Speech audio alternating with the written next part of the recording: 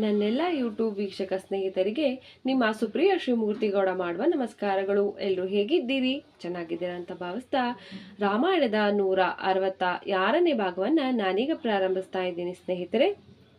ಒಂದು ದಿನ ಹನುಮಂತ ಮತ್ತು ಅಂಗದರನ್ನು ತನ್ನ ತೊಡೆಯ ಮೇಲೆ ಕುಳ್ಳಿರಿಸಿಕೊಂಡಂತಹ ರಾಮನು ಸುಗ್ರೀವನನ್ನು ಉದ್ದೇಶಿಸಿ, ಈ ಇಬ್ಬರು ಮಹಾವೀರರು ಎಲ್ಲ ತರಹದ ಗೌರವಕ್ಕೆ ಅರ್ಹರು ಎಂದರು.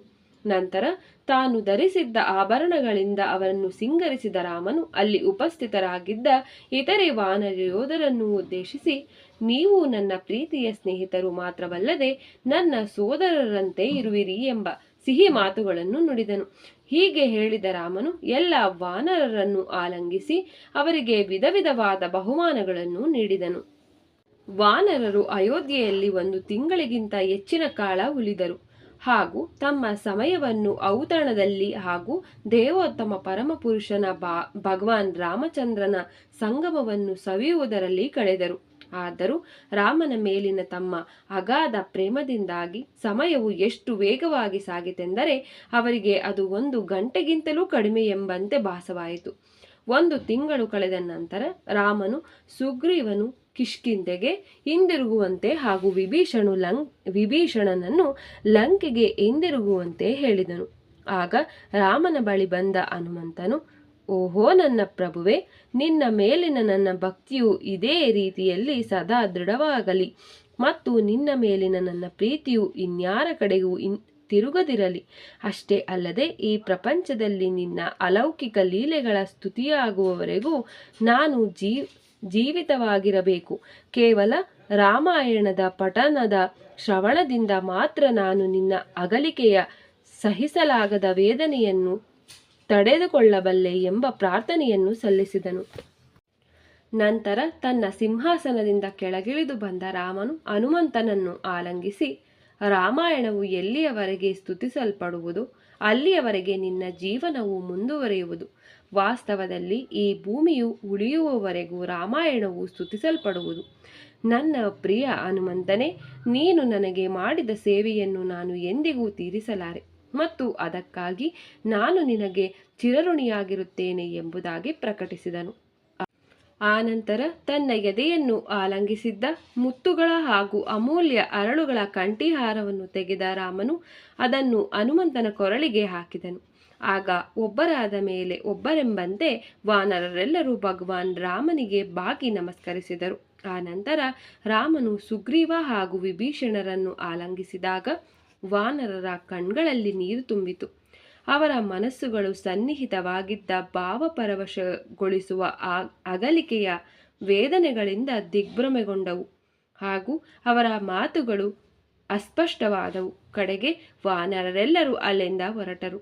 ತನ್ನ ಸೇವಕರಿಂದ ಅಗಲಿದ ರಾಮನಿಗೆ ಬಹಳ ಬೇಸರವಾಗಿದ್ದರೂ ಕೂಡ ಅವರು ತಮ್ಮ ತಮ್ಮ ಕುಟುಂಬದವರಿಗೆ ಮರಳಿ ಸೇರುವರೆಂದು ಯೋಚಿಸಿದ ಅವನು ಸಂತೋಷಪಟ್ಟನು.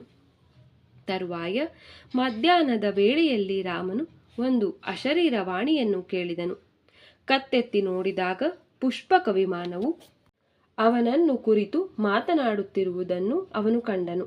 ರಾಮನನ್ನು ಉದ್ದೇಶಿಸಿದ ರಥವು, ನೀವು ಆದೇಶಿಸಿದಂತೆ ನಾನು ಕುಬೇರನ ಬಳಿಗೆ ಹಿಂದಿರುಗಿದೆ.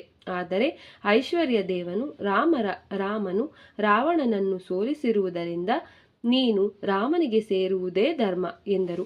ನಾನು ನಿಮಗೆ ಸೇವೆ ಮಾಡಬೇಕೆಂದು ಕುಬೇರನು ನನ್ನನ್ನು ನಿಮ್ಮಲ್ಲಿಗೆ ಕಳುಹಿಸಿರುವನು. ಓ ಪ್ರಭುವೆ, ನನ್ನನ್ನು ದಯವಿಟ್ಟು ಸ್ವೀಕರಿಸಬೇಕು ಎಂದು ಆ ರಥವು ಹೇಳಿತು.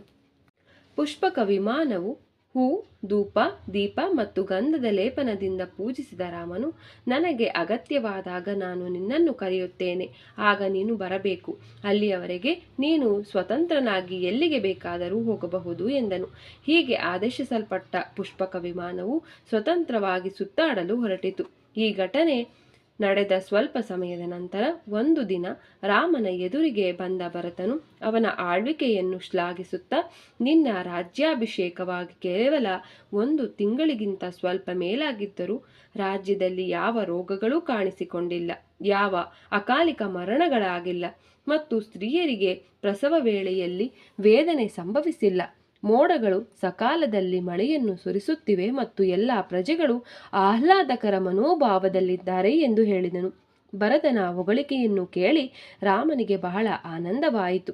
ದೈವ ಪ್ರಜ್ಞೆ ಇರುವ ರಾಜ್ಯದಲ್ಲಿ ಎಲ್ಲ ಜೀವಿಗಳು ಜೀವನದ ಅತ್ಯುನ್ನತ ಗುರಿಯನ್ನು ಪಡೆಯಬಹುದು ಎಂಬುದು ಅವನಿಗೆ ತಿಳಿದಿತ್ತು. ಚಳಿಗಾಲವು ಕಳೆದ ವಸಂತ ಋತುವು ಆರಂಭವಾದಾಗ ರಾಮನು ಸೀತೆಯೊಡನೆ ಅರಮನೆಯ ಸುಂದರವಾದ ಉದ್ಯಾನವನಗಳಲ್ಲಿ ಬಹಳಷ್ಟು ಕಾಲ ಕಳೆಯತೊಡಗಿದನು. ದಿನದ ವೇಳೆಯಲ್ಲಿ ರಾಜ್ಯದ ಆಡಳಿತವನ್ನು ಕರ್ತವ್ಯನಿಷ್ಠೆಯಿಂದ ನಿರ್ವಹಿಸುತ್ತಿದ್ದ ರಾಮ ಸಾಯಂಕಾಲದ ವೇಳೆಯಲ್ಲಿ ಒಂದು ದೊಡ್ಡ ಅಶೋಕ ವೃಕ್ಷದ ನೆರಳಿನಲ್ಲಿ ಸೀತೆಯೊಡನೆ ಕುಳಿತುಕೊಳ್ಳುತ್ತಿದ್ದರೆ, ಅವರ ಸುತ್ತಲೂ ಇದ್ದ ಮರಗಳ ನಡುವಿನಲ್ಲಿ ಅಪ್ಸರೆಯರು ಹಾಡಿ ಕುಣಿದಾಡುತ್ತಿದ್ದರು. ಹೀಗೆ ನಿತ್ಯ ನೂತನ ಸಂತೋಷವನ್ನು ಪ್ರತಿದಿನವೂ ಅನುಭವಿಸುತ್ತಿದ್ದ ದೇವೋತ್ತಮ ಪರಮಪುರುಷನಾದ ರಾಮನು ಹಾಗೂ ಐಶ್ವರ್ಯ ದೇವತೆಯಾದ ಸೀತೆಯು ತಮ್ಮ ದಿನಗಳನ್ನು ಸವಿದರು. ಪರಸ್ಪರ ಉಪಸ್ಥಿತಿಯಲ್ಲಿ ಅವರು ಅನುಭವಿಸುತ್ತಿದ್ದ ಆನಂದವು ದಿನದಿಂದ ದಿನಕ್ಕೆ ಅಸೀಮವಾಗಿ ವೃದ್ಧಿಸತೊಡಗಿತು. ಸ್ನೇಹಿತರೆ, ರಾಮಾಯಣದ 166ನೇ ಭಾಗವನ್ನು ನಾನಿಲ್ಲಿಗೆ ಮುಕ್ತಾಯಗೊಳಿಸ್ತಾ ಇದ್ದೀನಿ. ಮುಂದಿನ ಭಾಗದಲ್ಲಿ ಭೇಟಿಯಾಗೋಣ ಅಂತ ಹೇಳ್ತಾ ನಿಮ್ಮೆಲ್ಲರಿಗೂ ನನ್ನ ನಮಸ್ಕಾರ. ಜೈ ಶ್ರೀರಾಮ್. ಹರ ಹರ ಮಹಾದೇವ.